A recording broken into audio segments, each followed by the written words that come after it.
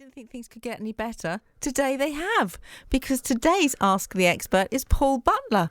And Paul is super fit. What do we call you? Personal trainer. Personal trainer. He's a PT, a personal trainer. And I did tease the listeners, Paul, by saying that I will be looking at your abs. I had actually already looked at them online. Nice. Yeah. So just, obviously we'll get talking very shortly, but just tell us a little bit, how long have you been training and what is it you do? I've been a personal trainer for about 6 years. I've only actually been training myself for about 10 to 11 years.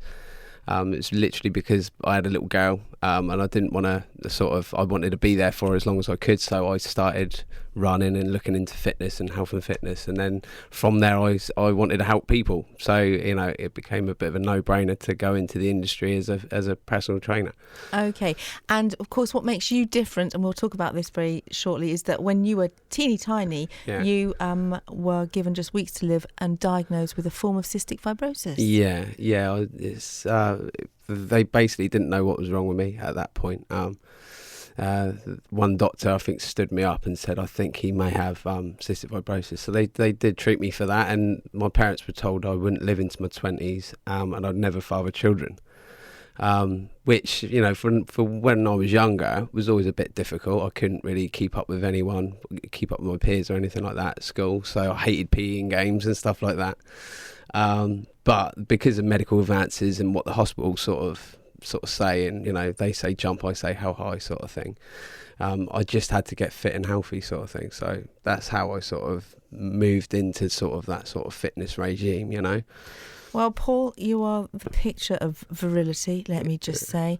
And we will talk more about your condition and Cool. how we can help other people who may have some conditions that they think will prevent them from exercising very shortly. BBC Radio Solent, that's the Lighthouse Family and Hi at 16 minutes past 12. It's our Ask the Expert hour, and I'm joined by Paul Butler, who is a personal trainer. And Paul, earlier we were talking about our training regimes, because I do go in the gym myself. Yeah. And I have to say that I've always done exercise because I know it's good for me. Haven't always enjoyed it. No. And I'll be honest, my attitude is that I hate going in the gym, but I hate not doing it more. Yeah. Is that how you feel? No. I love training and I love helping people. So for me, this is a great environment to be in. It's perfect for me, really, yeah. Okay. Now, before we were listening to the Lighthouse Family, we were talking about your cystic fibrosis. Yeah. Now, that was a condition that you were diagnosed with as a very little boy. Yeah. What form does that take? What kind of limitations did it put on you growing up? It inhibits a lot of things inside. So, for example, like I can't digest food properly because my pancreas doesn't work.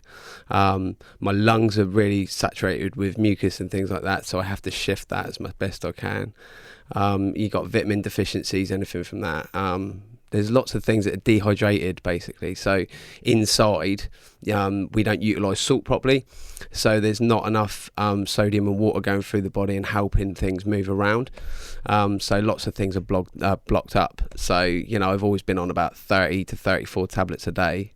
Gosh, that's a lot. Yeah, it's crazy. I'm on nebulised antibiotics and stuff like that daily as well. So, but it's all these things that sort of help me survive and live, so I had no idea, because obviously I understand a little bit about cystic fibrosis because I remember Gordon Brown's children, one of his sons had cystic fibrosis, isn't he? And I know that about the lungs, but I had no idea there was a problem with the digestion. Yeah. I mean, fuel and food is really, and nutrition is really important. Oh, it's massive for your job. So it is. How do you compensate? Do you know what? I have to consume a lot of calories. So everyone's got like a metabolic rate, and that's basically just like a base level of how many calories they should be consuming.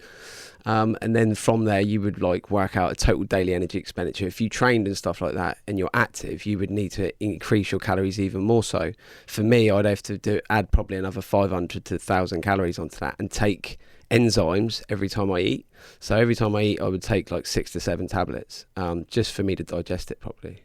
Okay. Now, you used an interesting term there, metabolic rate. Yeah. And I know that I know that the sort of guidelines have these specific numbers, and they say 2,500 calories for a man per day, 2,000 for a woman. Now, I know that my base level is actually about 1,400 calories. Yeah. I'm a small person, That's right. Yeah. Unless I'm doing some exercise, I really am not burning more than that. No.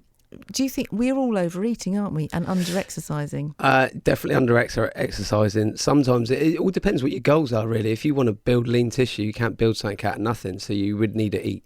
But it's really easy to go online and say, look up BMR calculator and work out what your metabolic rate is and how many calories you should be consuming. So you are right, a lot of people are under-eating. Sorry. A lot of people are under-eating, but then a lot of people are overeating. So we know this as well, and it's finding a balance. It's quite easy. If I hate the word diet, I don't like people dieting for the fact that a diet will always end and people will probably gain weight from it afterwards. But fact of the matter is, if they know how many calories roughly that they should be eating daily, they should be able to maintain results. Or if they want to achieve something else, then you can look at cutting calories or increasing calories. I think the hardest thing to come to terms was the fact that I wasn't burning 2,000 calories a day. No, because you want to eat it, don't you? I do. Yeah. I love my food. Absolutely, don't we all? So that's why I kind of started training. But let's just talk about burning calories. Now, I kind of came across weight training. Yeah. And I kind of always thought that was something that men did. Yeah. But actually, it's really good for women, and it's especially good for older women, isn't it? Yeah, it's amazing. It's honestly, the good thing is the industry is actually changing. It's geared towards women doing more weight training. Fact of the matter is, you can burn calories for longer, up to 72 hours, which is fantastic. So for that reason, it's really, really good. Your metabolic rate will obviously go up, and you'll tone up areas. So it's not a case of women always thinking that they were going to get bigger. It's a misconception. It is actually a misconception, because if you actually take away the scales and buy yourself a tape measure, you'll actually look smaller and tinier, but you'll be more toned. So to do that, you would need to do weight training. Okay, well, we will talk about the scales in a minute, but you did poke my biceps. It's very impressive. Very. There you are. You heard it here first. I've got impressive biceps. Stay there, Paul. We'll be back very shortly. Some radio shows can be a little serious, but when you... BBC Radio Solent, that's that Cliff Richard and Some People. It's 26 minutes past 12. We are talking all things fitness with personal trainer Paul Butler, who, in spite of suffering a really quite life-limiting condition, Paul, you're amazingly active, and if I may say, you are a perfect example of not letting a physical limitation hold you back. Yeah. I think probably there are lots of people who do use sort of, anything that they have got wrong with them, an ailment or a condition, to excuse themselves from the gym. But everybody can do something, can't they? They can. I'm a great believer that movement is the best medicine. Totally. So, and I do think that if you are trying to keep yourself as active as possible, it'll improve your endurance, your stamina, your heart, your health, and it'll, keep you going longer, basically. Improve your quality of life. No, I think you're right. But so when we get older, we kind of sometimes shirk a little bit of exercise because, it takes a little bit more out of you, doesn't it? But if an older person were to come to you for an exercise program, what sort of thing could they expect when they arrive at the gym? Well, I would obviously I'd have to have a consultation with them first. It's always free, and you just generally it's a chat like we're having today, and it's about what their goals are, what their aspirations are, what problems they've got, and what they need to help with. It might be a case of just they might need a bit more cardiovascular help. So if that's the case, we'll put them on cardio. But it's the unfortunate thing is people don't really know enough about fitness and health, and it's biting the bullet and actually making the decision to ask for help. It's not a bad thing asking for help at the end of the day, and we can always steer you in the right direction. It might not be that you need a personal trainer. It might just mean that you can actually set foot into a gym for the first time, because you might suffer anxiety and things like that. But you'll understand that when you're in this sort of environment, everyone's in their own little bubble. Nobody really worries about other people. You can do your own thing, just as long as you're not injuring yourself and stuff like that. But that's where we can come in and help. And they don't have to have all the Lycra gear and stuff, do No, they? God, no. But a good not. pair of trainers? Good pair of trainers, yeah. I would say trainers. No shoes, unfortunately. But, yeah. Okay, and nobody cares, like you say, nobody really cares what you look like once you're in there, do No, they? of course not. And what sort of things can everybody do easily? Definitely, I would always start with your endurance. So that would be to do cardio. So, it might be going on a bike, rower, treadmill. But I would always look to bring in strength work through doing weights and things like that, because that will help your quality of life as well. There's loads of things in the industry that can help individuals. It's just them biting the bullet and actually coming and actually achieving something, Okay, and things like mobility. I mean, That's massive, yeah. Yeah, and if you've maybe got sore hips or something, Yeah. would there still be things you can do? Oh, absolutely. Tight hip flexors is such an important thing, and a lot of people suffer lower back pain because of it.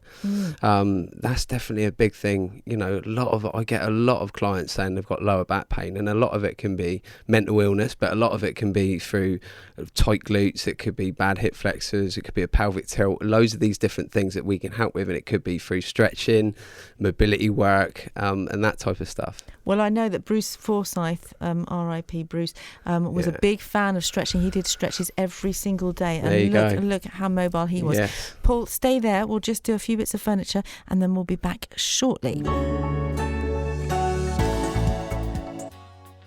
BBC Radio Solent, that's Boy George and Everything I Own. Paul Butler has got my phone. He's looking at my MyFitnessPal for everything that I ate yesterday. Because, Paul, diet really matters, doesn't it? Oh, yes, massive. Yeah. And you're looking at how did I do yesterday? You did all right. You do. I do think you need more protein. You're about 20% protein. What should it be? Do you know what? It all depends what your goals are, but I would say 30 to 40%. And then everything else make up with fat and carbs. Okay, you're trying to eat it from good foods. What about angel cake? Does that count? It doesn't really, no. The sugar's within it. It's not very good for you. Well, Paul, they tell me that sugar is the killer now. Are they right? Do you know what? It's weird how the industry sort of changed and steered towards more carbohydrates. I think at the end of the day, if you've got a balance within your, like we were talking about calories, you can be flexible with your dieting. So it's not generally carbs or fat that the problem. It's the fact that you're probably just overeating. Carbohydrates are good for fuel, good for energy. So for me, I might have sugar before I work out and sugar after I work out, to replace the sugars I've lost, but actually gain things from it. So actually gain more strength and be able to do more. And you need fat in your diet as well. If you're on too much of a low fat diet, you're not getting enough omega-3 and omega-6 in your diet. So you'll need it for a supplement, which is not ideal. People have a lot of these protein shakes and things like that, and you don't really digest enough of it for you to really benefit from a lot of it. So you want to try and get it from your food as best you can. So that's why we talk about eating good foods, and getting the best out of it, like vitamins and minerals. So obviously vitamins come a lot of the time from fruit. Yes, we want you to eat a lot of fruit, but not as much as what vegetables can do for minerals and things like that. So it's definitely like within your food diary, you're lacking. Actually, no, you're pretty good. Your potassium's a little bit low, so you definitely a banana wouldn't go. A banana wouldn't go amiss. You're telling me, love. Well, yeah, there you go. Let's see. So there are things within your food that you do need to start thinking about a little bit more, I would say. Okay. Consistency is the key, Okay. People who would perhaps come along to you for a consultation might be scared that it's all high tech, and when they're talking about proteins and things. But what you're just saying is eat something of everything, but not too much rubbish. And maybe if you work out, then you can have a little treat at the end of the day. Yeah, I mean, you could easily burn 500 calories in an hour. It's not crazy difficult. And obviously, if your metabolism's going up anyway, then you could probably treat yourself to something on the weekend. I always have a cheat meal on the weekend just to keep my sanity more than anything, because my diet's so strict and regime. But it doesn't have to be like that for people. They just have to make small changes and small goals. Okay. So you did say something earlier. You said in a consultation we would set out goals. So those could be to do with improving cardiovascular health, or maybe, sort of post heart attack. I know my father-in-law had never been in a gym until he had a heart attack. And I was kind of surprised that was the approach that the medics were taking. Say, right, you've had a heart attack, now get in the gym. Yeah. Absolutely. Well, that's the thing. You need to work on that cardiovascular for that type of person. I've trained people that have come back from breast cancer and they've never been to a gym before, and it's a case of I am going to look after my health. So people do need to make changes. It's just biting the bullet before something bad happens to a certain extent, because I keep myself on tip-top form, but I've always had something wrong with me. So I've always had a focus when I train, and it was always not dying young and being there for my daughter. So she was always at the forefront of my mind. So for a lot of older people, it might be a case of just wanting to be there longer and improving your quality of life. So to do that, you would need to obviously just do more, be more active. It might be a case of you not even going to a gym, but going out and walking more. It could be anything like that. I'm thinking about your condition, cystic fibrosis. I mean, do you know people who are sort of a similar age who don't work out, and can you compare your progress and the way you live your life to them and see that there's a difference? Yeah. Do you know what the weird thing is? The medical advances have changed so much within the years that a lot of CF they're realising that a lot of CF patients are living longer anyway now. And it's like there's different variants of it, sort of thing.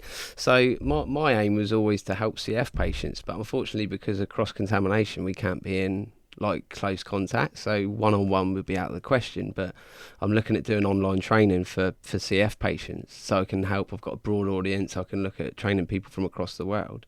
But there virtual, so this would be kind of virtual training. Yeah, well, it's more like I would set them a program. They would measure themselves and weigh themselves weekly. They would send me their details, and I'd Skype call them, I'd ring them, and they can text me whenever they want in terms of how they want to get results.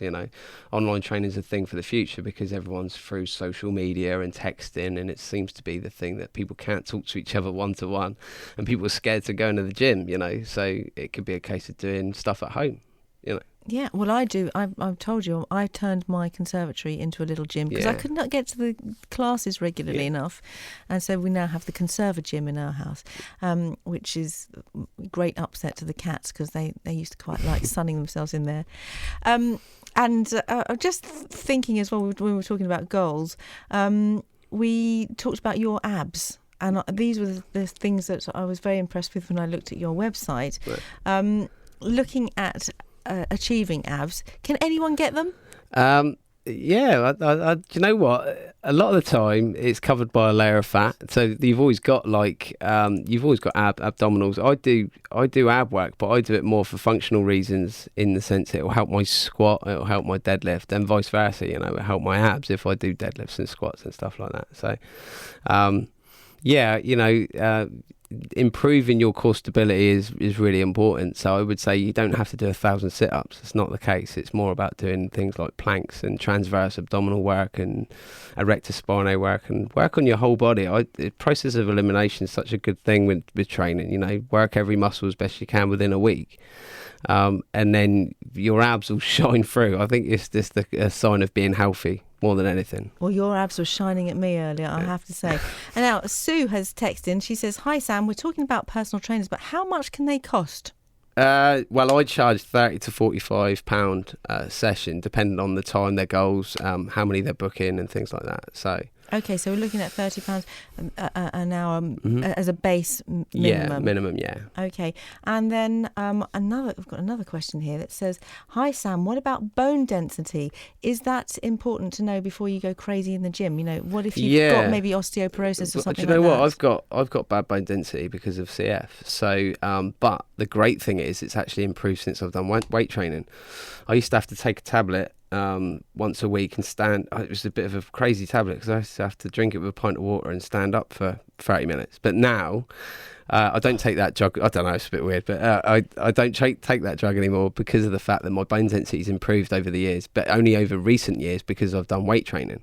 So it's something that you might need to, if you have got osteoporosis, go to your doctors, see what they suggest, and then get doctor's notes to give to a PT, and then they can help. It's not difficult. It's not difficult. Okay. You can definitely improve your way of life, put it that way. Okay, and finally here, another question here from Brian. He says, listening to your expert is inspiring. I'm blind and only have one arm. This is true. It's not some sort of joke. I've lost all confidence in getting fit as I feel like there's no point. Who would want to help? Has your guest worked with blind or amputees? I have worked with amputees. I haven't worked with blind people, but we have had blind people in the gym. We haven't at the moment, but it's definitely something that you could easily work your way around. Obviously, you've got limitations on what you can do, but it doesn't mean it doesn't have to stop you in any way, shape or form. Definitely not. You could easily come into the gym. You know, we've got disabled access, so you can easily work your way through. We've got key fobs now, so you don't have to punch in any pin numbers or anything like that. It's definitely obtainable, you know. Yes, I'm hearing exercise for all. Paul, stay there. We'll have one last little chat after this. BBC Radio Solent, that's Eternal and BB Winans, and I Want to Be the Only One. It's 11 minutes to 1. I've been speaking this hour with Paul Butler, who's a personal trainer, and frankly, Paul, inspiring. Listeners have been really enjoying you. Gareth has just texted in to say he watches the series Trust Me, I'm a Doctor. He said it recently covered bone density, and it turned out that playing cricket was best. Wow. Well, there you go. Best for bone density. But if you don't fancy playing cricket, you can get the same effects with a little bit of weight-bearing exercise in the gym. Right? That's it. Resistance training is fine. Resistance training. What does that actually mean? It's just resistance against the body. So it's you pushing something or pulling something towards yourself. It could be doing a negative movement, concentric, eccentric, things like that. So yeah, it helps a lot of things, you know. Now, you did say to me at the beginning of the hour that you've been a PT for 6 years? Yeah. What did you do before that? I was a plastics fitter, believe it or not. Yeah, it's quite funny, really. I've had spells in retail. Sorry. I used to be in like sort of loads of different things, really. But the one thing that I knew that it was actually my ex-wife that actually said, look, I think you should be a PT, that I actually sort of considered it. And then from there, I just wanted to help people. That's always sort of been my sort of thing. And have you got any success stories that stand out in your mind? You know, people who you've made a real difference for? Yeah. I've had lots of clients that have done well through mobility and things like that, and actually just improving their way of life. I had one client that lost about 7 stone in a little over a year. Gosh, that's a huge loss. She done fantastic, and muscle tone was really, really good, actually, you know, and a lot of it was through doing weight training. So it's crazy. And dieting, obviously, you know, and making sure that you're eating the right foods, because if she had 7 stone to lose, I guarantee she would have been eating the wrong foods and eating a lot of it. So it's sort of alleviating that sort of normality and changing it and steering it in the right direction. And weight training can change the shape of your body. Absolutely, in the right ways as well, not the wrong ways. So, Paul, finally, if people wanted to get in touch with you, how would they go about doing it? Well, my business name is Paul's Peak Physique. It's all online. I've got a website and stuff like that. But I actually work out of Pure Gym in Bitton in Southampton. So, yeah, catch me there. That's lovely. Paul, it's been a complete pleasure and thanks for having me. Inspiring and educational. What more could we want? Thanks for being here on BBC Radio Solent. Thank you.